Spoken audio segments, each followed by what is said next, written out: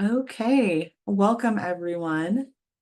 Today is the information session for the culturally responsive measurement tool, protective factors, or CRMT-PF, which is mostly what I'm going to be calling it from here on out because it's a pretty long name. Um, Hopefully that's what you were hoping to come here today and learn about. It's okay if you don't have much of an idea what it is. I'm going to explain that during this session. And like I said, we're going to be sending out some materials afterwards, including this recording, the slides, and some other handouts as well.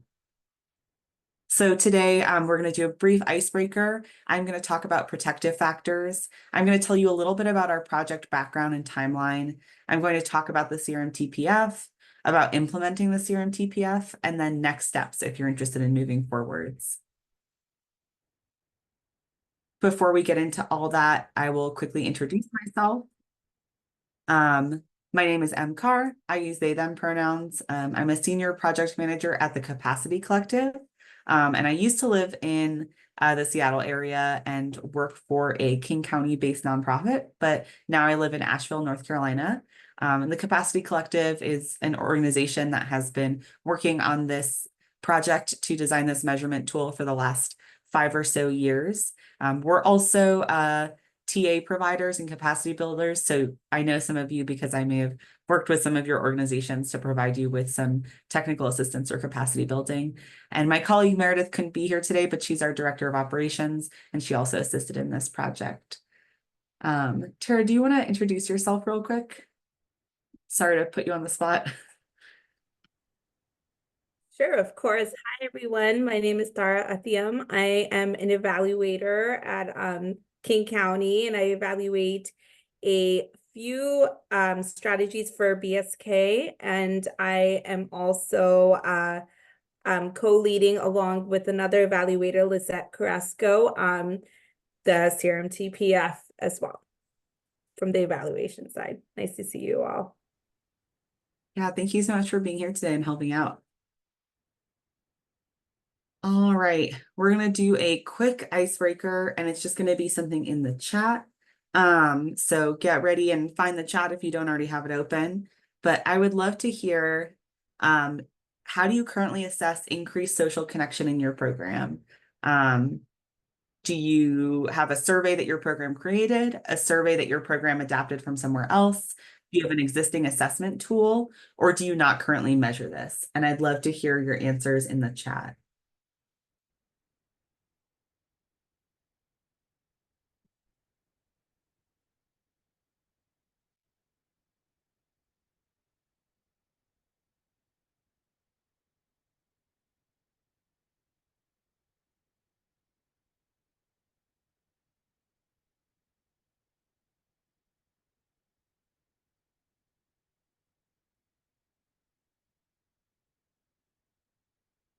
I'm seeing some introductions in the chat. Thank you for introducing yourself. It looks like so far we've got survey that your program created. That was also true of the King County program that I worked with. We also used a survey our program created. Please continue to put your answers in the chat. Even if it's that you don't currently measure this, that's okay. This is just to get our brains thinking about how we measure protective factors such as increased social connection. Um, Looks like we've got someone who doesn't currently measure this.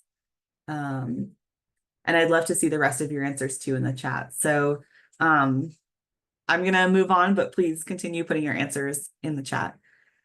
So why did I just ask you about how you measure increased social connection? Well, because the survey tool that we're presenting on today measures, among other protective factors, social connection. So you might have heard of protective factors before because they're part of the evaluation framework used by BSK to assess BSK funded programs. So if you have BSK funding, you've probably heard of the protective factors framework, but I'm going to go back through it right now. Protective factors fall into the better off reporting category for BSK. So if you think about semi-annual reporting, if that's something that you have to do and you have to report out how much, how well, and better off, protective factors are part of the better off category. So all of the measures that you've chosen for better off reporting, if you're BSK funded, should map onto one of the protective factors that I'm going to be showing on the next slide. I've got a definition of protective factors up on the slide here from the Center for the Study of Social Policy. But to put it a little more plainly than this definition, protective factors are a strength-based way of measuring resiliency and health in families and communities. So Best Starts for Kids wants to support children in King County growing up happy, healthy, safe, and thriving. And a lot of different things go into that. Even if you just think about health, of course, there's a lot of straightforward things that contribute to your health, like access to healthcare and medication. But then there's also social determinants of health, like your housing, your access to good food, pollution in your area. And then there's even less tangible things like, you know, social connections, which is what protective factors are aiming to measure and quantify. A lot of home visiting, early learning, and home-based programs do a really good job of strengthening these protective factors in the families that they work with and helping the families that they work with be healthier and better off and more resilient. So BSK wanted a culturally responsive way to measure the impact that these programs had on these protective factors, which is where this assessment tool comes in. So why is this all important? Well, as I mentioned earlier, a lot of assessments that are already out there are deficit-based, whereas this is strength-based. So a lot of existing assessments measure risk factors instead of protective factors, which is another way of thinking about those sort of less easily quantifiable social determinants of health. I'm going to put up the protective factors as well. So these are the 5 protective factors. They should look really familiar to you if you do BSK reporting. Your better off measures should map onto one or more of these. So hopefully there's something that you've seen before, and their definitions are next to them over on the right. So going back to like risk factors, think about the ACEs assessment, Adverse Childhood Experiences Assessment. So the ACEs assessment looks at the connection between adverse childhood experiences and adult health outcomes. And it's a really important assessment. I'm glad that it exists. It's a really important tool in our toolbox. Also, if you are someone receiving a service, a social service, and you're having to take an assessment like the ACEs over and over again and reflect on all of these really hard things that happened to you in your childhood and how they're still impacting you, that might be a little bit upsetting. And it might also hammer home the idea that, we're focusing only on the harm or the trauma in people's lives rather than celebrating their resiliency, their strength, the way that these families are doing well for themselves and their children.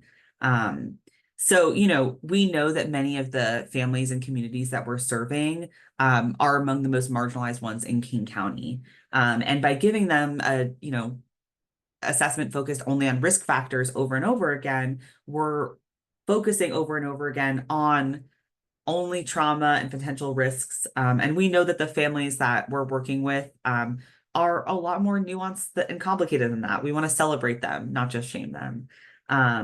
So this protective factors framework that has these 5 protective factors that are on the screen here is strength-based, and our goal is to celebrate families and communities and their resiliency.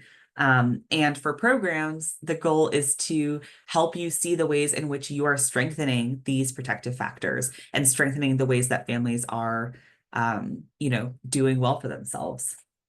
I'm seeing more answers in the chat. Thank you so much.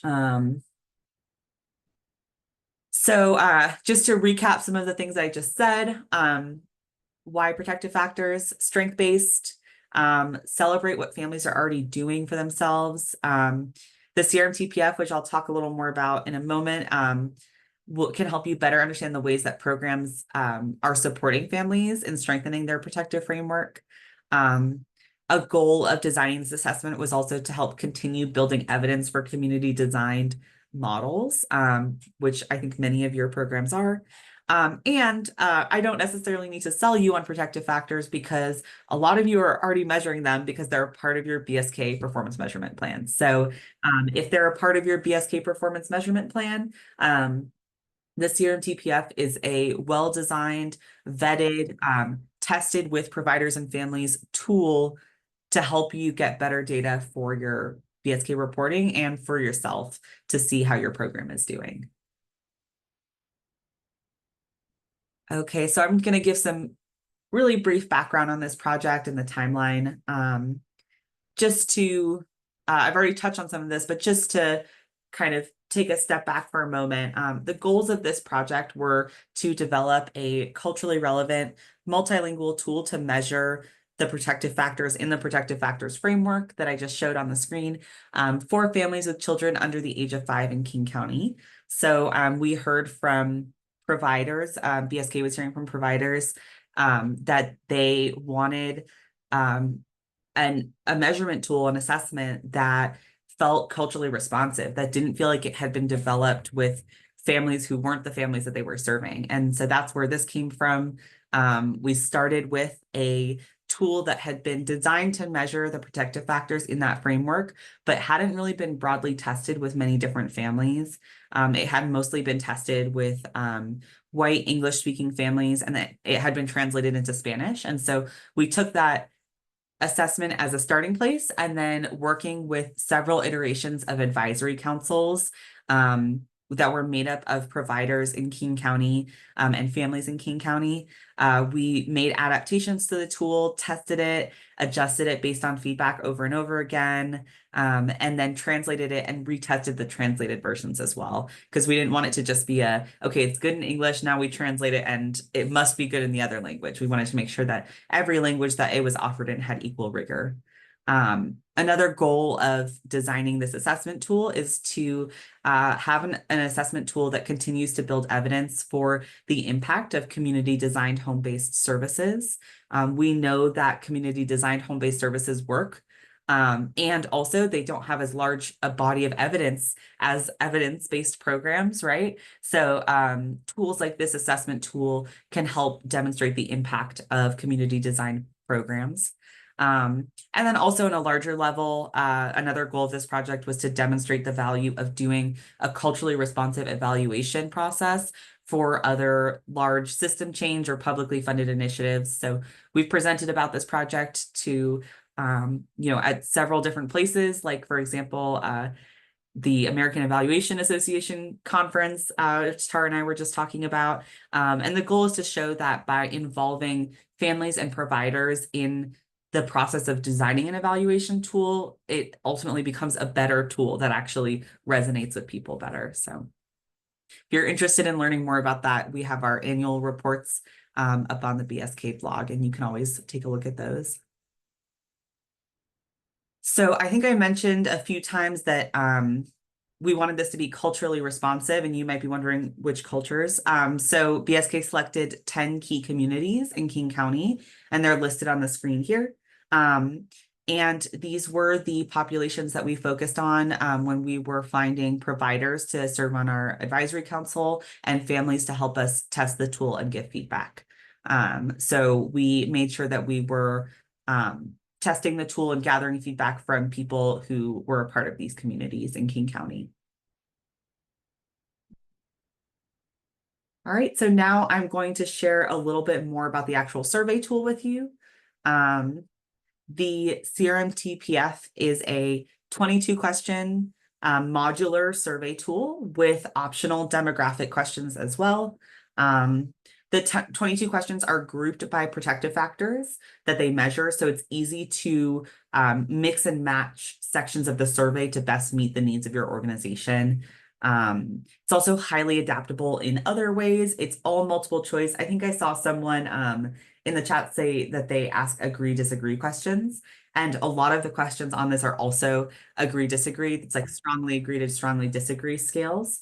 So it's really easy to administer. It can be given interview style by like a staff member or it can be taken directly by a participant. Can be given just once or many times to measure change over time. And so far, it's available in 3 languages, and we're working on other languages. So it's currently available in English, Spanish, and simplified Chinese. And in addition to these features, it's really important for me to note again that this measurement tool was adapted, tested, and modified based on the feedback of many, many community partners and families in King County. I think some of them might even be in this room. So we've done this over the past many years to ensure that the published tool is truly culturally responsive and really measures what it's meant to measure. So I'm going to quickly flip through just to show you kind of what the tool looks like. It is available on the BSK blog if you want to take a closer look at it, and we can also send it out afterwards. But you'll see that there's like a framing script in between sections, that the questions are grouped by protective factors. So for example, 1 through 5 are about family resilience, and they're statements that people strongly agree to strongly disagree with, or they can opt out and say prefer not to answer. I see there's a question in the chat. Hi, Jamie. So right now the languages that are being worked on are Somali and Vietnamese. The Somali version needed a retranslation, and the Vietnamese version just didn't have enough families that we felt like it was a rigorous enough test last year. So we were recruiting more families. Beyond Somali and Vietnamese, I'm not sure yet what the next steps will be, but I'm sure it'll be guided by feedback from community partners. So if you have a language that you really want to hear, like, please let BSK know. As I mentioned, Somali, we're gonna hopefully also have like an auditory version of it. That was one of the major pieces of feedback we got for the Somali translation. So it's really exciting. So as I mentioned, the questions are grouped by protective factors. So if you have your, BSK performance measurement plan, and you know that you have to report on social supports and knowledge of parenting and child development, but not on family resilience, you could just choose to cut out questions 1 through 5 and not include them in your version of the survey. And now it is 5 questions shorter. It's that much easier for families to take. Or you could decide that you want to measure all of the protective factors and you could leave it in. It is up to you, but it's really easy to mix and match. You could see that some questions are select all that apply instead of a Likert scale like this. Page 2, so this is just really a front and back survey. Page 2 has 2 more protective factors, concrete supports, and then caregiver practitioner relationship. If you're giving the survey several times over time, we recommend that you don't give this caregiver practitioner relationship section the first time you give it, because the person might be too new to the program to have an opinion about their relationship with their practitioner. So that's why that one has like some purple text on top. But overall, as I said, you can really just, it's modular, so you can take whichever sections feel most applicable and mix and match them around. Then we've got an optional demographics page, which includes expanded demographics to capture how people told us they wanted to self-identify, including Indigenous identities for each category. That was based on the feedback of 1 year of our advisory council. And again, this is something that you could choose to use or not to use, and I'll talk about that a little more when I get into some implementation. And then there's a final short section that is program information that you could use to track things like how long the survey took or what date it was completed. And as I mentioned earlier, the CRMT-PF is currently available in English, Spanish, and simplified Chinese. And we're for sure working on Somali and Vietnamese, with hopefully more languages to come in the future. So now I'm going to get into a little bit of what the supporting materials that we have are. We've got an implementation guide, quick guides, handouts, a scoring calculator, and then training videos that are coming soon. So the implementation guide, and these are all available on the BSK blog. The implementation guide is a really, really thick comprehensive overview of everything you might need to know about the CRMT-PF, and it has a lot of really detailed information on preparing for implementation and every step of preparing for implementation, as well as information on actual implementation and scoring. So it's a great resource. If you're the type of person who likes to have paper copies of things, it's something you could print out and put in a binder and have as a reference.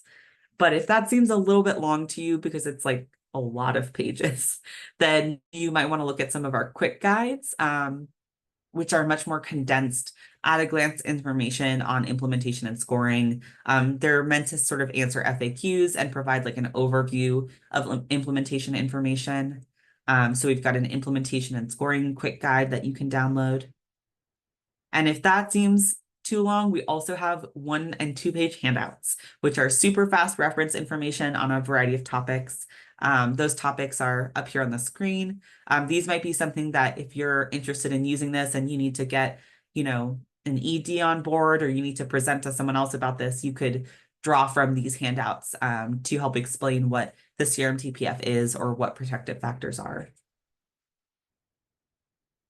We also have an Excel scoring calculator. So if you decide to administer this tool on paper and you need a place to keep track of family scores, we have a downloadable Excel spreadsheet with detailed instructions that will auto calculate scores for you and averages. It has the formulas already in there. So that is something that you can use if you don't have a database that you're going to be able to build this into.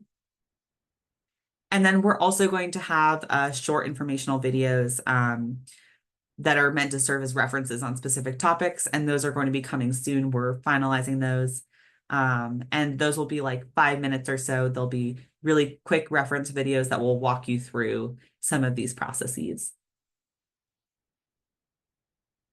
Great. Sorry, I know I'm talking fast and covering a lot of information. I want to make sure that we have time for questions at the end, but also please put questions in the chat if it comes up. So the next piece of what I want to talk about is implementing the CRMT-PF. So obviously I'm biased, but it's worth saying that the CRMT-PF might not meet the needs of every organization. Even though it's super modular, super flexible, there's some questions that you might want to ask yourself before you decide whether or not this is going to work for your organization. And if you still have questions after the session, I want to mention 2 things. So 1, we're going to be hosting another longer training at a later date for anyone who's interested in learning more and taking next steps. And 2, there is free individual implementation support available to BSK funded programs who are curious about using this tool through BSK-TA. And I will talk about that more at the end of this session. So who should use this tool? Well, the CRMT-PF is best suited for programs that serve families with children under the age of 5. You can use it with families with older children. We didn't specifically test it with families with older children, but it should still be applicable. But in general, this is designed to work with programs that serve families with young children. It's best suited for programs that would like to measure their impact on protective factors. And as I mentioned, it can also be used modularly.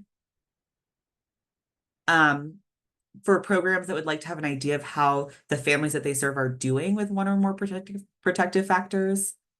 And it's also best suited for programs that offer repeated services for a family. So if your model is a drop-in model, you're not sure whether you'll ever see, a family again when they come to get services from you, this might not be the tool for you.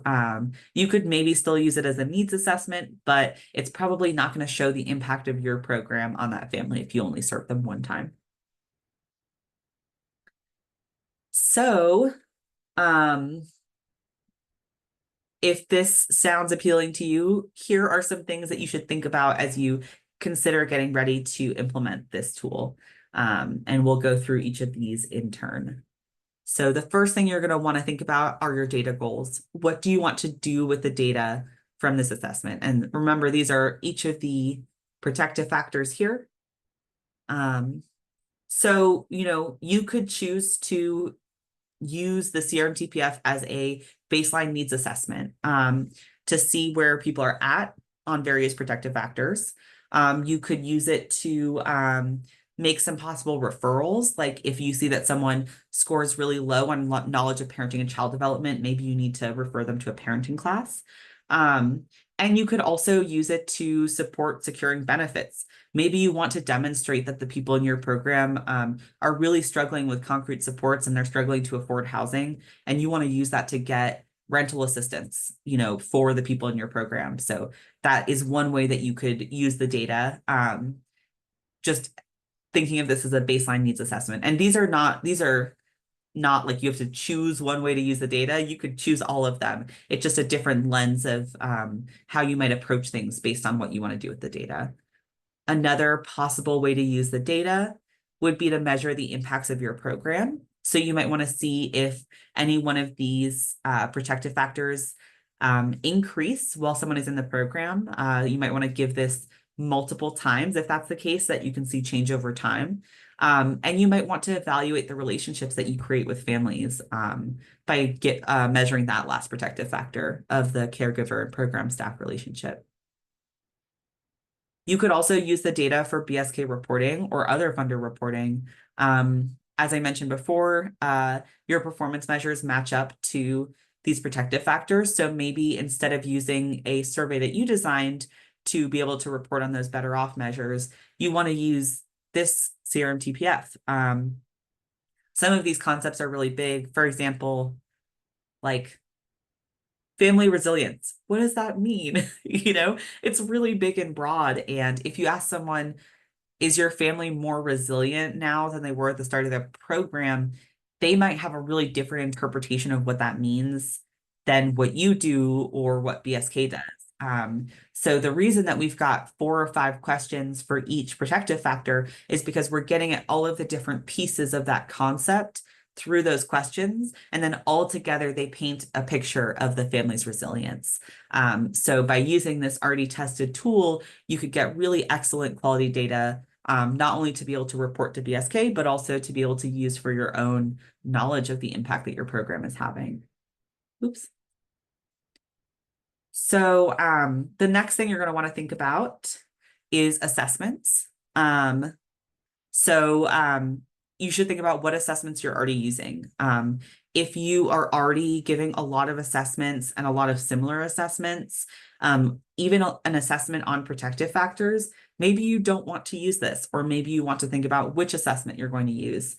You don't want to have survey fatigue with your families where they're having to answer similar questions over and over again. That could negatively impact your relationship with the families that you're surveying. And we just want this to have a positive impact. You should also think about timing. So that also ties into how you want to use the data. Like I said, if you want to be able to demonstrate change over time, that probably means you're going to give the survey multiple times. If you want to use the survey as a needs assessment to make referrals, maybe you're giving it early on so that you can understand where families are at when they come into your program and make a referral appropriately. There's also the time of how long does it take to administer. It takes about 30 minutes if you're doing it interview style. It could take less time if you just give it to someone and have them take it themselves. You're going to want to think about when in the program are you going to use the tool? How often are you going to use it? Are you going to do it at exit? Are you going to do it every 6 months? How is that going to tie into how you want to use the data? So these are all things to consider. This also relates to the survey version. So if you give the survey one time, the benefit of that is that there's less repetition. You're tiring your families and your staff out less, but you can't track change over time. If you give it pre-post, that might be more burden on families and on staff members, but you'll be able to see change over time. And also think about, again, like which protective factors are you actually going to measure? Are you going to be using the full survey, or are you going to just be measuring some of the protective factors?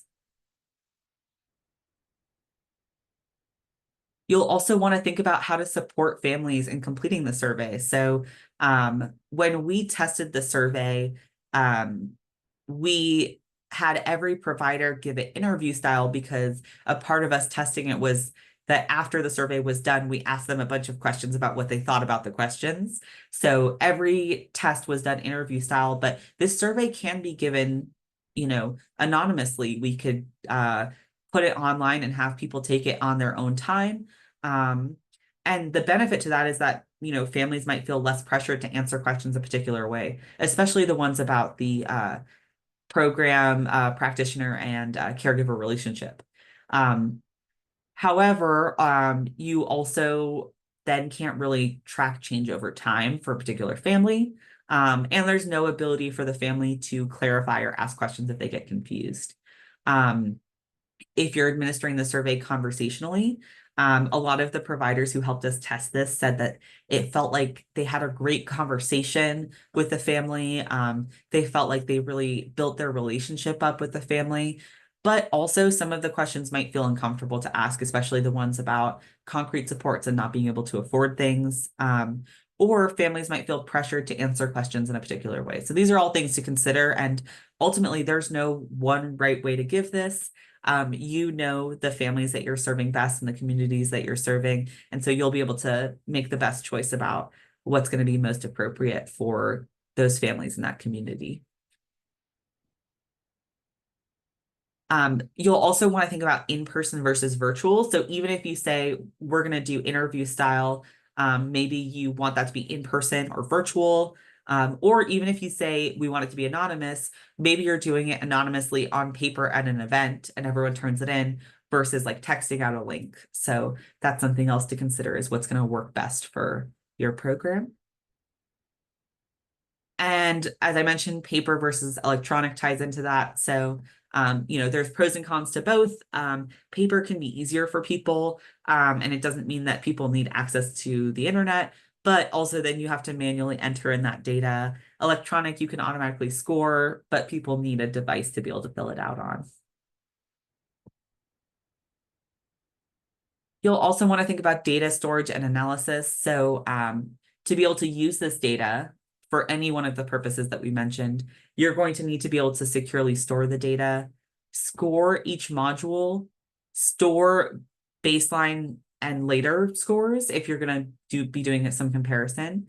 So for paper forms, if that's what you're using, you're going to want to think through who's in charge of printing out the survey. Where are the forms stored before or after they're filled out? Who's going to be doing data entry and how will you calculate scores? What happens to the forms after the scores are calculated? Are they shredded, right? Or are they kept somewhere? If the survey is built into your database, you'll want to think about, is your database customizable? Can you add all of the questions? Can you have it auto calculate? Can you have different languages available? Will you be able to add scores? Will you be able to link this to families or not? So there's a lot of things to consider. And something I should have mentioned earlier is that we have an implementation checklist that we'll send out afterwards. And it has all of these things that I'm talking about sort of step by steps that you can think through each of them in an organized way. So don't stress about getting all this down. It is in that handout that we'll be sharing afterwards. Okay, so now let's think about some next steps. And I'm gonna also have some time for questions at the end, so I will leave that open in a moment. Um, what are we doing next? The first thing is that we're working on retranslating the Somali tool, as I mentioned before, and further testing the Vietnamese tool. So we need community partners for both of those processes. So if you're part of an organization that serves families that speak either Somali or Vietnamese, and you're interested in getting involved in our community validation process, please let us know. There's compensation for being a community partner, and we would love to work with your organization or the families that you serve. We're also, I'm going to talk a little more about the materials that are available. And I mentioned some of these other things earlier that we're going to have a training and that there's implementation support. So the print materials that I mentioned earlier, you can download those at the BSK blog. There is the actual survey tool. There's the implementation guide, the quick guides, and the handouts available in these languages. And the videos will be available soon. Here's a QR code to download those. We'll also send out a link in our follow-up email.